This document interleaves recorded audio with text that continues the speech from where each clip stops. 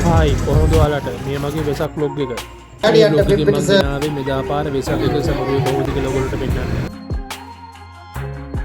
එදා වෙසක් පොය නිසා මම මුලින්ම ගඩේ ගෙදර ඇත් එක සිල් ගත්ත එක. ඊට පස්සේ තමයි අපි දන්සල් වදින්න ගියේ. ඔය තියෙන අපිට හම්බෙච්ච මුල්ම දන්සල. ඒකේ සෙනෙහ වැඩි නිසා අපි ඒකට ගියේ නෑ. ඊට පස්සේ අපිට හම්බුණා අයිස්ක්‍රීම් දන්සලා. එතන වැඩි සෙනෙහ හිටියේ නෑ. ඒක නිසා ඇති වෙනකන් අපි අයිස්ක්‍රීම් කෑවා. ඔය පේන්න දින අපේ ගෙදර. වෙසක් එකට හැඩවුණේ ඔන්න ඔහොමයි. ඔය තියෙන අපි නැන්දලා ගෙදර.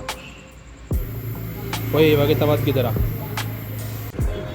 අපි ඊට පස්සේ ගියේ තොරන් බලන්න. ඉතින් මේ දින බලපිටියේ වෙසක් එකට තිබ්බ එකම තොරණ. ඒක තිබ්බේ අමරසීහාරාම විහාරස්ථානයේ. ඉතින් අපි ඊළඟට ගියේ අම්බලන්ගොඩ. මේ දින අම්බලන්ගොඩ දේවානන්ද විද්‍යාලයේ. ඔය තියෙන අම්බලන්ගොඩ UC පිට්ටනිය ගාව තිබ්බ තොරණ.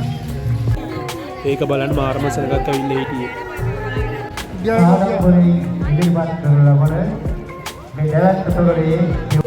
ඒ තොරණ බලන්න කිව්ව පාර මෙන්න මේ වගේ කඩවල් ටිකකුත් දැක්කා. වෙසක් එකට අම්බලන්ගොඩ හැදුනේ කොහොමද කියලා ඔයගොල්ලන්ට මේ වීඩියෝස් වලින් බලා ගන්න පුළුවන්. අපි ඊළඟට ගියේ අම්බලන්ගොඩ පරණ පාරේ තිබ්බ තොරණ බලන්න.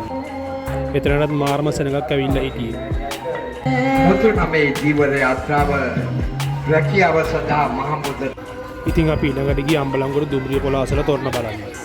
සහාය චිත්‍ර ශිල්පී හංසර මණික් පරිගණක ඇසුරින් විදුලි ආලෝක රටා නිර්මාණ. ඊට පස්සේ අපි දන්සල් වැඳලා අතොරන් බලලා ගෙදර යන්න හිතුවේ.